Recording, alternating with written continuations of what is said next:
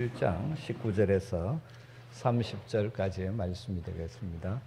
사도행전 11장 19절에서 30절까지의 말씀. 우리 말씀을 한 절씩 교독하여 읽도록 하겠습니다. 그때에 스데반의 일로 일어난 환란으로 말미암아 흩어진 자들이 베니게와 구브로와 안디옥까지 이르러 유대인에게만 말씀을 전하는데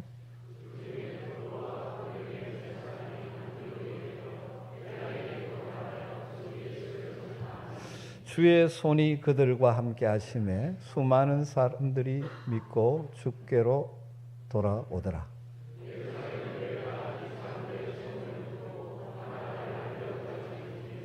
그가 이르러 하나님의 은혜를 보고 기뻐하여 모든 사람에게 굳건한 마음으로 주와 함께 머물러 있으라 권하니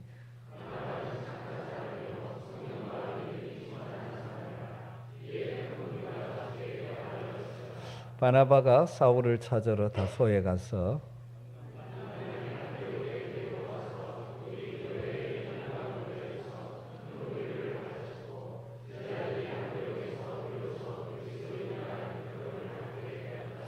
그때의 선지자들이 예루살렘에서 안디옥에 이르니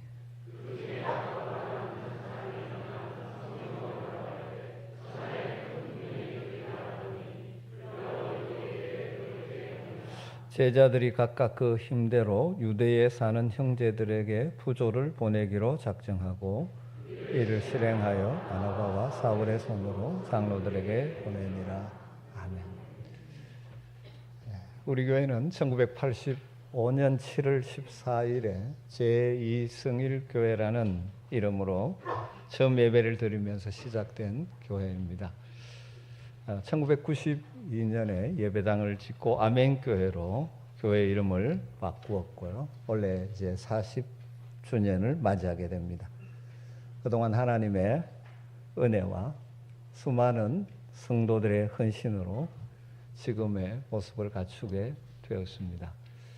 오늘 설교의 특송은 초창기 제2성일교회 시절부터 신앙생활을 했던 우리 성도님들이 40주년을 맞이해서 하나님께 감사하며 특송을 준비했다고 합니다.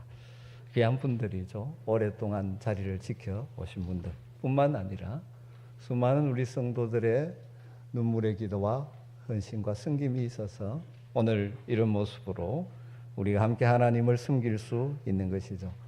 설립 이것을 기념하는 감사하는 주일에 먼저 하나님의 은혜, 우리에게 이런 좋은 교회를 허락하신 하나님 은혜에 감사할 뿐만 아니라 앞으로 우리가 하나님 보시기에 건강하고 아름다운 교회로 세워가기 위해서 어떻게 해야 할까 하는 것을 다시 한번 마음 깊이 다짐하는 은혜가 있었으면 좋겠습니다.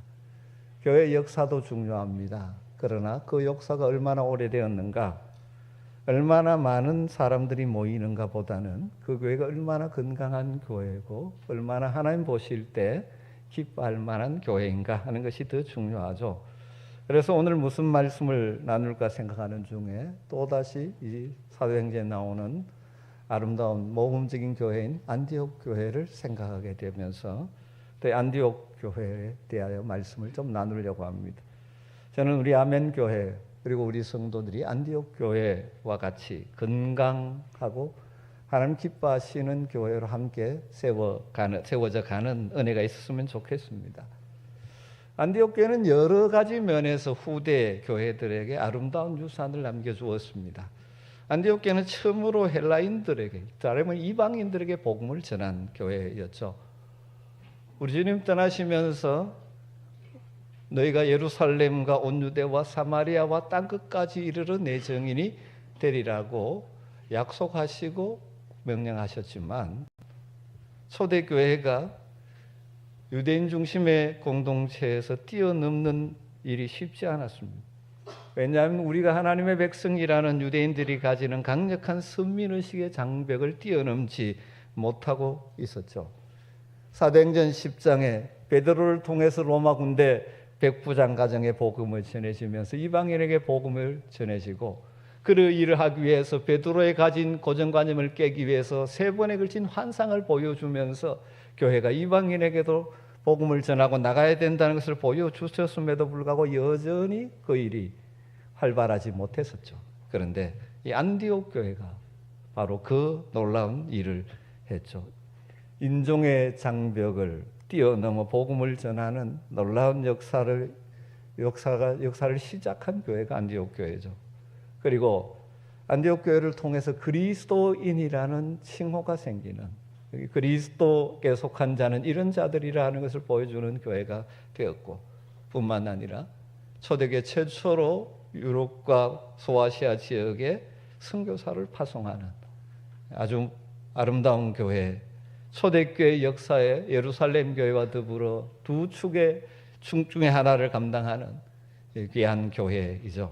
오늘 우리가 읽은 말씀에서는 안디옥 교회가 세워진 초창기의 기사가 나오고 있습니다. 오늘 말씀을 통해서 우리 함께 우리가 나가야 될 방향들을 한번 정리하면 좋겠습니다. 오늘 본문에서 안디옥 교회를 묘사하는 표현 가운데 어쩌면 가장 중심적인 표현 가운데 하나가 21절에 있는 것 같습니다. 21절 말씀을 보면 주의 손이 그들과 함께 하심에, 주의 손이 그들과 함께 하심에. 안디옥 교회의 아주 중요한 특징이 지울 수 있는 말이 바로 이것이죠. 주의 손이 함께하는 교회였다. 안디옥 교회가 숫자적으로 얼마나 큰 교회였는지 정확히 알 수 없죠. 성경은 수많은 사람이 믿고 주께 돌아왔다라고만 기록하고 있습니다. 서로 내가 말씀드렸지만 얼마나 많이 모이는 것보다 중요한 것은 안디옥 교회는 주의 손이 함께하는 교회였다는 것입니다. 사랑하는 성도 여러분, 저는 목회자로서 여러분의 삶이 이렇게 되었으면 좋겠습니다. 주의 손이 함께하는 인생 되시기를 주임으로 축원합니다. 여러분의 가정이 주의 손이 함께하는 가정이 되었으면 좋겠습니다. 그리고 우리가 모여 공동체를 이루고 있는 우리 교회가 주의 손이 함께하는 교회가 되었으면 좋겠습니다. 여러분, 왜 모세가 위대한 하나님의 역사에 쓰임받는 인물이 되었고 사도 바울이 위대한 사도가 되었습니까? 주님의 손에, 하나님의 손에 붙들렸기 때문이죠.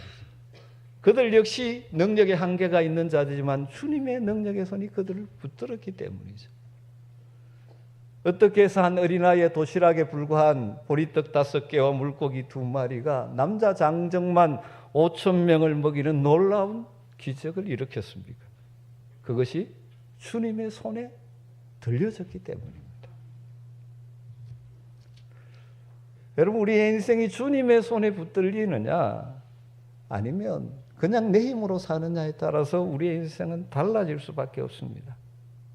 왜 그렇습니까? 우리 주님의 손은 모든 것을 하실 수 있는 전능하신 손이기 때문입니다.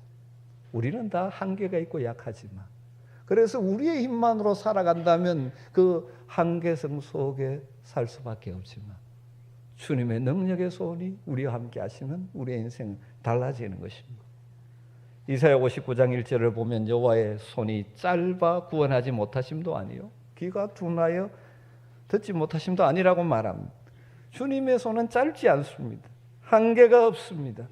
주님이 하시기를 원하시면 능히 하실 수 있습니다. 그러기에 우리의 인생이, 우리가 살아가면서 수많은 인생의 어려움의 과정을 통과해야 가지만 주님의 능력의 손에 붙잡힌다면 우리는 넉넉히 견디고 이기며 승리할 수 있을 것입니다. 여러분 인생이 주님의 손에, 주님의 손이 함께하는 복된 인생 되기를 주님으로 축원합니다. 하나님의 사랑의 손이 여러분의 가정을 붙들고 있다면 여러분의 가정은 든든하게 세워질 것입니다.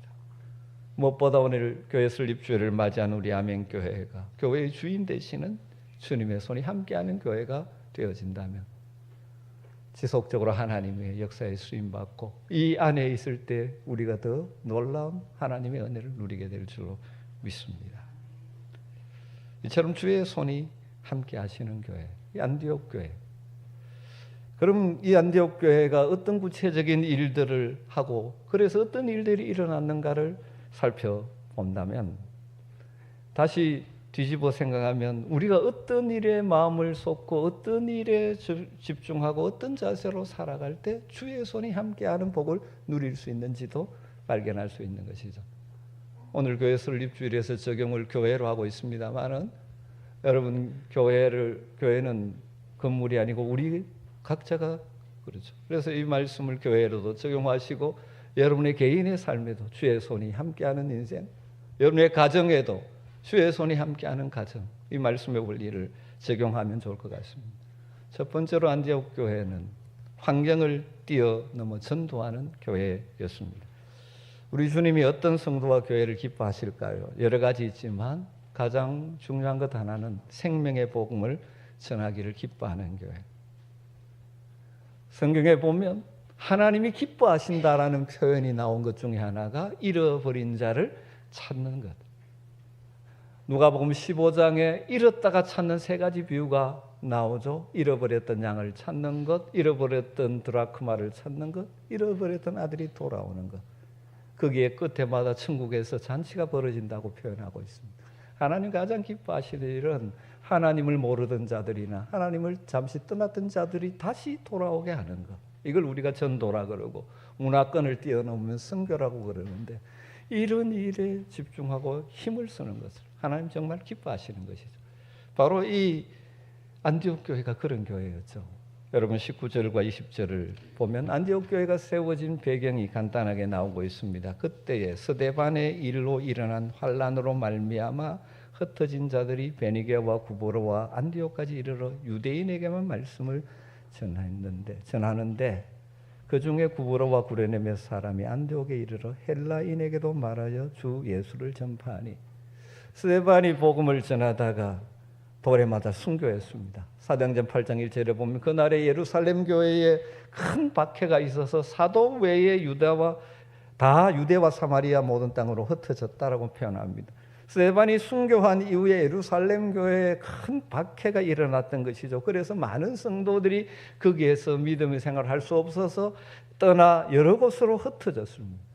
그 흩어진 사람들 가운데 일부가 찾아온 곳이 안디옥. 안디옥은 그다시 로마의 3대 도시 가운데 하나 이거죠. 여러분 그런 도시에 가면 아무래도 살아갈 수 있는 여러 가지가 참 많기 때문에 아마 그렇게 찾아갔을지 모릅니다. 쉽게 말하면 신앙생활을 하다가 거기서는 더 이상 할 수 없는 박해 때문에 떠나가면서 그들이 새롭게 정착할 도시를 찾아갔는데 그 도시가 안디옥입니다. 그들이 안디옥에 이르러서 한 일이 무엇입니까? 그들이 복음을 전했다는 것이죠. 교회를 세우고 복음을 전했다는 것입니다. 여러분 그들의 상황을 한번 상상해 보십시오. 그들이 열심히 신앙생활을 하다가 박해를 받았습니다. 믿음으로 살려고 했는데 어려움을 만났어요. 그것도 보통 어려움이 아닙니다. 그래서 그들의 삶의 근거지였던 그 예루살렘을 떠나야만 했습니다. 그래서 찾고 찾아서 안디옥이라는 새로운 정착지로 간게 된 것이죠. 아마 거기에 갔을 때 그들을 환영해 주는 사람들도 거의 없었을 것입니다. 그들을 위한 일터가 딱 준비되어 있는 것도 아닐 것입니다. 이런 경우에 많은 경우 우리는 불평하지 쉽지 않습니까? 내가 믿음으로 살려고 하는데 하나님 왜 이렇습니까? 하기 쉬운데 그들은 불평하지 않습니다. 그리고 오히려 거기서도 계속해서 복음을 전하고 예수 그리스도의 생명의 복음을 전했다는 것이죠. 여러분 어떻게 그럴 수가 있을까요? 저는 이 말씀을 묵상하면서 그런 생각을 합니다. 아마도 그들은 그들의 삶의 근거지였던 예루살렘을 떠나서 새롭게 안디옥에 정착하면서 그들의 처한 상황을 하나님의 관점으로 보기 시작했습니다.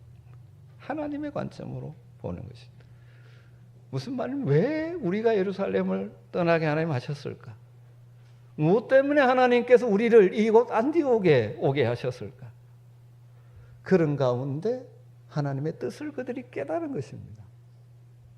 하나님의 관점으로 자신의 현재 상황들을 보면서 이 상황에 대한 하나님의 뜻을 깨달은 것이죠.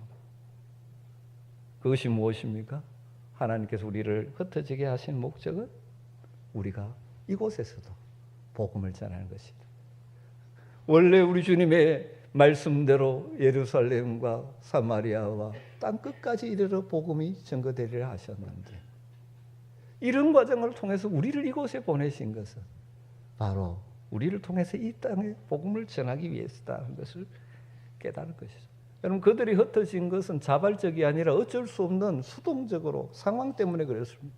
그런데 그들이 그곳에서 복음을 전하는 일은 자발적이고 능동적으로 한 것이죠. 그들이 흩어지는 것은 어쩔 수 없이 흩어졌지만 그곳이 와서 하나님의 뜻을 깨닫고 복음을 전하는 일은 자발적인 것이죠. 다르게 말하면 자신의 힘으로는 어찌할 수 없는 환경에 처했지만 그 환경 속에서 내가 해야 될 일이 무엇인가를 찾고 그 일에 적극적으로 순종했다는 것입니다. 여러분, 이것이 참 중요합니다. 우리가 살아가면서 환경이 참 중요하죠. 여러분, 왜 환경이 편안하면 참 좋겠죠. 모든 것이 우리에게 호의적이면 좋을 수 있습니다. 그러나 여러분, 더 중요한 것은 우리가 처한 환경이 어떠하든지 그 환경 속에서 하나님 앞에서 내가 해야 될 일이 무엇인지를 찾을 수 있다면 우리는 어떤 환경에서도 넉넉히 보람 있고 가치 있고 멋있게 살아낼 수가 있는 것입니다. 사실 대부분의 사람들은 환경의 노예로 살아갑니다. 자유를 이야기하지만 사실 환경의 노예로 살아가요. 주어진 환경과 현실에 따라서 울었다가 웃었다가 기뻐했다가 슬퍼했다가 그러며 살아가요. 환경에 따라 울기도 하고 웃기도 합니다. 다른 환경에 따라 흔들리는 환경의 노예로 사는 것이죠. 여러분, 우리 그리스도인들은 그 차원을 넘어서야 합니다. 우리가 처한 환경이 어떠하든지 그 속에서 심지어 고난과 박해의 현실 속에서도 그 환경 가운데 우리를 두신 모든 것을 주관하신 하나님의 뜻이 무엇인지를 찾고 묻는 것이죠. 그리고 그 뜻에 따라 믿음의 발걸음을 순종으로 옮겨놓은 것입니다. 그럴 때 역사의 주관자 되시는 우리 주님이 함께 하시면 우리의 삶 가운데 견디게 하시기도 하고 새로운 열매를 맺게 하시고 새 길을 열어주시는 것들을 경험하게 되는 것입니다. 사랑하는 성도 여러분, 여러분 환경이 어떻든지 환경 탓하지 않았으면 좋겠습니다. 많은 사람들이 환경 탓하면서 주저앉아 있습니다. 부정적인 인생이 되고 맙니다. 사실 이 땅에 그러한 일들이 너무 많습니다. 그래서 이 땅에 금수저, 흙수저 그러면서 자신의 인생이 안 되는 것이 다 환경 탓으로 그냥 생각하며 거기에 머물러 있습니다. 여러분, 그러지 마십시오. 우리 하나님은 모든 것을 주관하시는 분이십니다. 그 환경 속에서 어떠하든지 하나님의 뜻을 찾을 수 있는 지혜와 분별력이 여러분에 있게 되기를 주님으로 축원합니다. 그래서 능동적으로 그 길을 주님과 함께 걸어가는 것입니다. 그런 인생을 살아갈 때 우리 주님, 우리를 홀로 두는 것이 아니라 주님의 손이 우리를 붙들고 우리를 인도하고 우리를 세워 주실 것입니다. 특별히 우리가 살아가면서 해야 될 일 가운데 빠져서는 안 되는 일이 바로 이 생명의 복음, 나를 살린 이 생명의 복음을 주변에 나누는 것입니다. 여러분, 특별히 생명의 복음을 전하고 나눌 때 주님의 손이 나와 함께 하심을 경험하게 되는 것이죠. 우리 주님 마지막 명령을 주시면서 그렇게 말씀하셨죠. 너희는 가서 모든 민족을 제자로 삼아 아버지와 아들과 성령의 이름으로 세례를 베풀고 내가 너희에게 분부한 모든 것을 가르쳐 지키게 하라. 생명의 복음을 전하고 복음으로 사람들을 양육하라고 말씀하시고 그 다음 뭐라고 약속하십니까? 볼지어다 내가 세상 끝날까지 너희와 항상 함께 있으리라. 하나님의 함께 하심, 늘 함께 하시지만 그것을 실감하고 경험하는 자들을 어떤 삶을 살 때 복음을 따라 살아요. 사도행전의 역사가 그렇지 않습니까? 그들이 성령에 충만하여 복음을 들고 나갈 때 주님의 손이 순간순간 함께 하셔서 때로는 다양한 능력의 역사로 그들을 함께 해주셨던 것이죠. 사랑하는 성도 여러분, 여러분의 인생이 주의 손이 함께하는 인생, 여러분의 가정이 주의 손이 함께하는 가정, 우리 교회가 주님의 손이 함께하는 교회가 되기를 주의 이름으로 간절히 소망하며 축복합니다. 그래서 우리는 환경의 종이 아니라 그 환경을 뛰어넘는 삶을 살 수 있고 살아야 합니다. 특별히 그 가운데서 생명의 복음을 나누는 은혜가 있었으면 좋겠습니다. 우리 아멘교회가 하나님께 기쁨이 되는, 하나님의 기쁨이 되는, 하나님을 기쁘게 하는 교회 공동체가 되기 위해서 늘 추구하는 우리의 중요한 방향성 가운데 하나가 무엇입니까? 우리 5대 비전 가운데 첫 번째가 열정적으로 전도하는 선교 공동체를 이루자는 것입니다. 여러분, 다시 이 설립주일에 이 일에 우리의 마음을 모을 수 있게 되기를 주의 이름으로 축원합니다.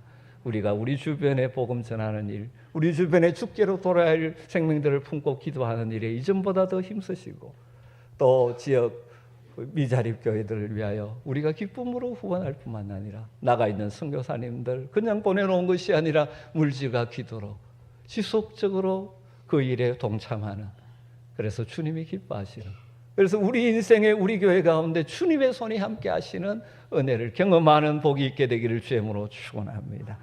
또 안디옥 교회를 통해서 발견할 수 있는 아름다운 교회, 주님의 손이 함께하는 교회 귀한 모습 가운데 또 한 가지는 아름답게 동역하는 교회였다는 것입니다.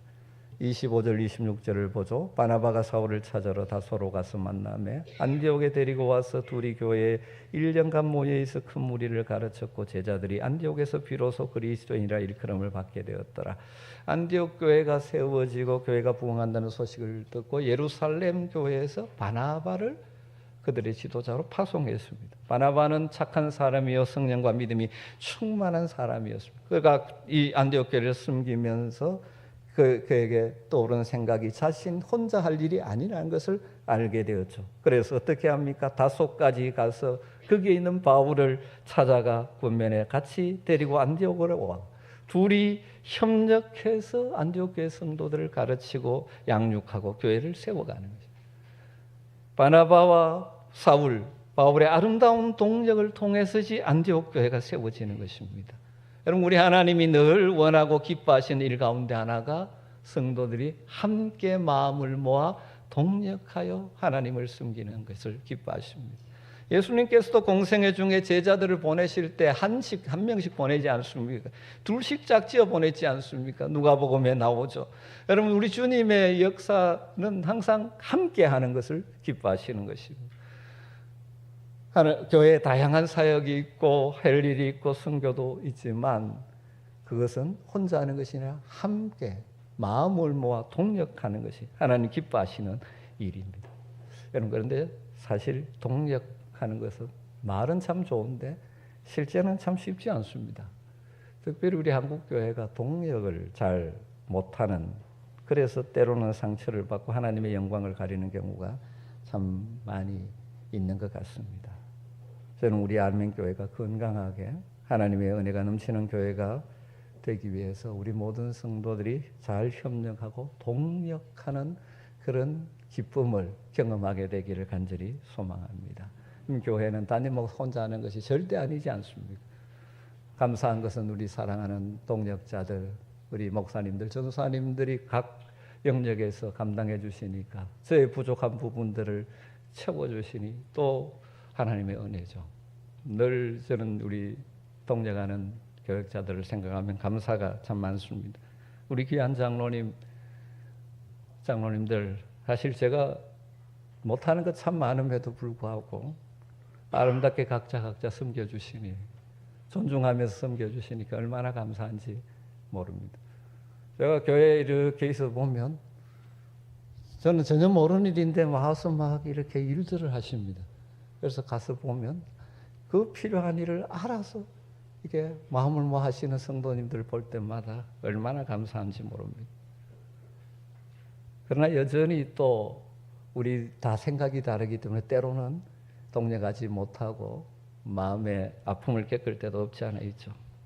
여러분, 안디옥 교회가 바나바와 사울의 동력으로 건강한 교회를 세워졌듯이 우리 교회가 모든 영역에서 아름다운 동력의 열매들이 맺히게 되기를 간절히 소망합니다. 그렇다면 어떻게 하면 아름다운 동력을 할 수 있을까? 여러 가지 원리가 있지만 가장 기본적인 원리는 함께 주를 섬기려면 자신의 권리와 주장을 내려놓는 줄 알아야 됩니다. 그래서 함께 주님의 뜻을 찾고 주님의 뜻이라면 함께 순종하는 것입니다.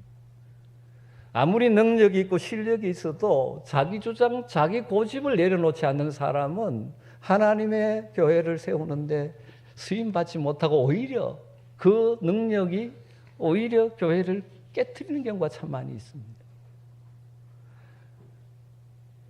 하나님은 함께하여 섬기기를 원하십니다.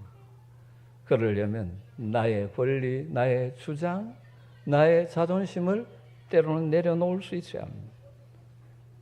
여러분, 하나님은 누가 한 사람이 막 밀어붙여서 그 결과를 이루는 것을 기뻐하시는 것이 아니라 좀 늦더라도 함께 한 마음이 되어 하는 것을 더 좋아하십니다. 시편에 있듯이 성도가 연합하여 동거하는 것이 얼마나 아름답냐, 우리 주님 말씀하시는 것이죠. 우리 한민교회 그런 대로 동력 잘 이루어지는 교회라고 생각합니다. 그러나 여전히 다 연약한 사람들이 모였기 때문에 부족한 부분이 많죠. 여러분, 교회 설립주일에 다시 한번 기도하십시다. 우리 교회는 아름다운 동력으로 하나님의 역사를 감당하는 교회가 되게 하여 주시옵소서. 누구 하나도 내 주장, 내 권리 주장하지 않고 정말 교회의 유익이 무엇이고 성도의 유익이 무엇인지를 먼저 생각할 수 있는 성숙한 성도들로 우리를 세워달라고. 여러분, 때로는 내 주장, 내 뜻, 내 자존심이 꺾인다 할지라도 교회에 유익하다면, 하나님 나라에 유익하다면, 다른 성도들에게 득이 된다면 기쁨으로 낮아지고 숨기는 자세로 일할 때 아름다운 동력이 이루어지고, 그런 교회와 그런 사역과 그런 성도들의 삶에 주님의 능력의 손이 함께 하셔서 선한 열매를 맺게 해주실 줄로 믿습니다. 마지막으로 안디옥 교회를 통해 발견할 수 있는 주님의 손이 함께하는 건강한 교회의 모습은 사랑으로 나누는 교회입니다. 안디옥 교회 역시 그들 역시 어려운 형편이지만 더 어려움에 처한 예루살렘과 유대에 있는 교회를 위하여 기쁨으로 나눌 줄 아는 교회였습니다. 28절부터 보면 그 말씀이 나오죠. 그 중에 아가보라 하는 한 사람이 일어나 성령으로 말하되 천하에 큰 흉년이 들리라 하더니 글라우디오 때에 그렇게 되니라. 제자들이 각각 그 힘대로 유대에 사는 형제들에게 부조를 보내기로 작정하고 이를 실행하여 바나바와 사울의 손으로 장로들에게 보내니라.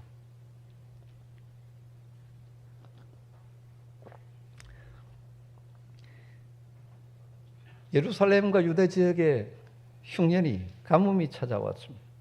그래서 그 흉년으로 인해서 그곳에 있는 성도들의 삶이 참으로 어려워졌습니다. 그 소식을 들은 안디옥 교회가 어떻게 했다는 것입니까? 그들의 각각 힘대로 물질을 내어놓아서 거기에 예루살렘 교회를 위하여 나누는 일을 했던 것이죠. 쉽게 말하면 헌금을 보낸 것입니다. 여러분, 안디옥 교회도 형편이 넉넉한 교회는 아니었을 것입니다. 한번 생각해 보십시오. 그들의 삶의 기반이었던 예루살렘을 떠나서 새로운 도시 안디옥에 정착한 지 지금 1년 채 되지 않았습니다. 그렇게 깊이 자리를 잡았을까요? 그러니까 경제적으로 그렇게 풍족하지 않을 것입니다. 그럼에도 불구하고 흉년으로 인해 더 어려움을 처해 있는 예루살렘 교회와 유다의 믿음의 형제들을 생각하면서 자신들이 할 수 있는 자신의 힘대로 나누는 것을, 이 삶을 살았던 것이죠. 각각 그 힘대로 그렇게 말합니다. 그러니까 많은 사람은 많이 했고 적게 할 수밖에 없는 사람은 적게 하고 없는 사람은 못하고 형편에 따라 그들의 물질을 드린 것이죠. 그래서 안디옥 교회는 가난하고 연약하고 힘든 사람들을 위하여 나누고 베풀기에 힘썼던 교회죠. 우리 주님은 우리에게 주신 것을 가지고 자기만을 위해 사용하는 것이 아니라 연약한 자들을 위하여 베풀고 나누는 것을 너무너무 기뻐하십니다. 그래서 구약엔 늘 심지어 고아와 과부의 하나님이라는 표현을 쓰시기도 하죠. 여러분, 사랑으로 내게 주어진 것을 나누며 살아가는 성도를 하나님은 정말 기뻐하십니다. 그리고 그 능력의 손으로 붙잡으십니다. 세상의 경제 법칙은 내게 있는 것을 떼내면 그만큼 주는 것으로 되어지죠. 그런데 하나님 나라의 경제 법칙은 그렇지 않습니다.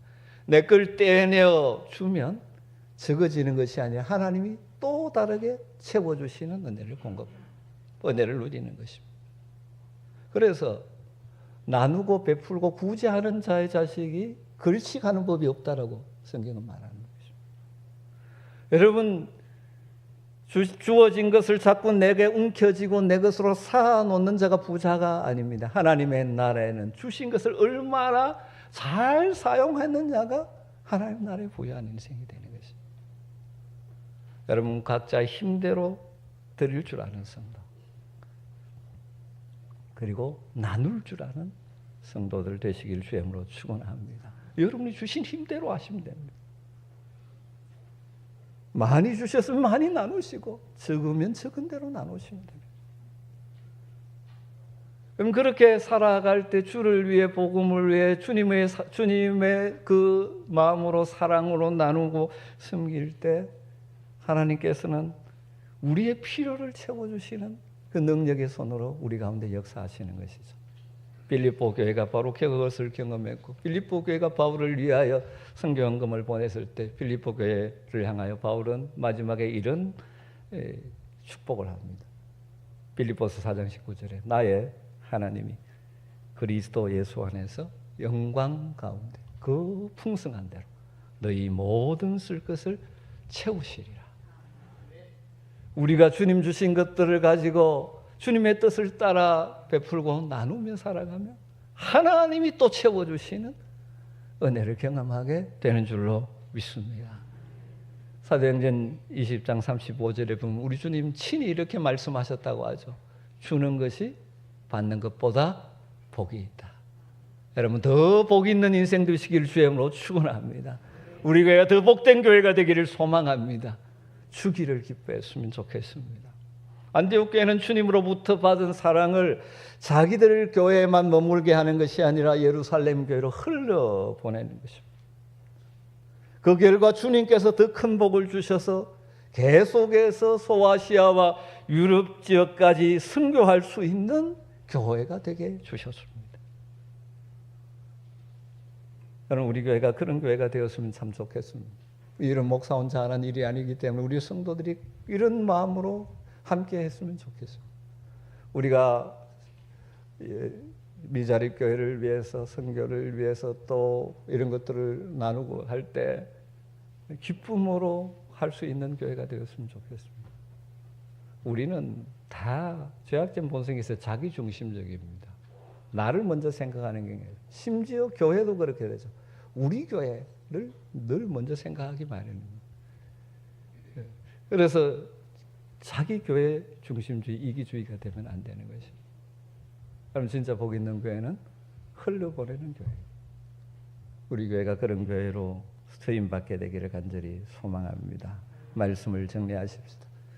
여러분, 오늘 말씀을 통해서 무슨 말씀을 붙들기를 원하십니까? 여러분의 삶이, 남은 생애가 주님의 손이 함께하는 인생 되시기를 주임으로 축복합니다.